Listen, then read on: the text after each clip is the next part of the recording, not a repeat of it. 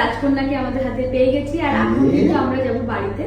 সমস্ত কিছু যোগাযোগ করে নিয়েছি। তুমি বলো কিছু। সেটা দেখা যাবে।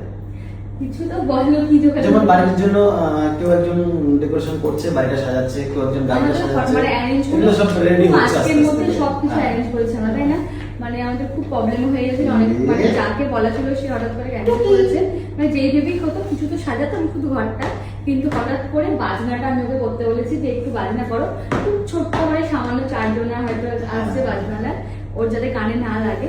গাড়ির মধ্যেই আমরা থাকবো, জানলা খুলবো না, তো একটুখানি বাজবে 5 মিনিট। যেহেতু আমাদের রাজকন্যা ঘরে যাচ্ছে, আর অনেকেই তোমরা বলছো যে আমরা খুশি না, তাদেরকে নিয়ে কিছু বলো। তাদেরকে নিয়ে কিছু বলার নেই। দেখো, এটা আমি প্রথমবারে বলছি, এখনো বলছি, আমার যে সন্তানই হোক না কেন, সেটা ছেলে হতে পারে, মেয়ে হতে পারে, সন্তান সন্তান ব্যাস। আর যেই আসুক না প্রথম সন্তান সবকিছু আমাদের কাছে একটু অন্যরকমই মূল্যবান হবে, কারণ হচ্ছে যে ও আমাদের প্রথম মা ডাক বাবা ডাক শোনাচ্ছে, তাই তো?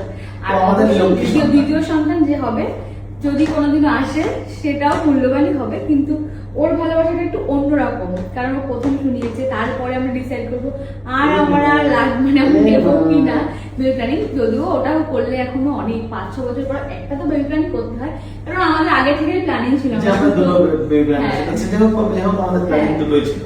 তো মানে এটা আমাদের মানে প্রথম থেকে এই জিনিসটা মিল, কারণ অনেককে দেখেছি, মানে একটা সন্তানের উপর মুখ দিয়ে কখনো থাকা যায় না। তো মানুষের একটা সন্তান, ও যদি ধোকা দিয়ে পালিয়ে যায় বিয়ে করে, তারপরে আরেকটা কি করবো, আমরা আরেকজন নিয়ে থাকতে হবে। তাছাড়া আমাদের এটা প্ল্যানিং ছিল সবার, আমাদের বাড়ির যতগুলো ছেলের বউ সবাই কিন্তু মানে দুটো করেই প্ল্যানিং রয়েছে। তো দেখা যাক, একটু সময় লাগবে 5-6 বছর পর, কিন্তু বেবির আরেকটা তো নিতে হবে। ওর তো আরেকটা গুণ লাগবে ঝগড়া করার জন্য, তাই তো? চলো।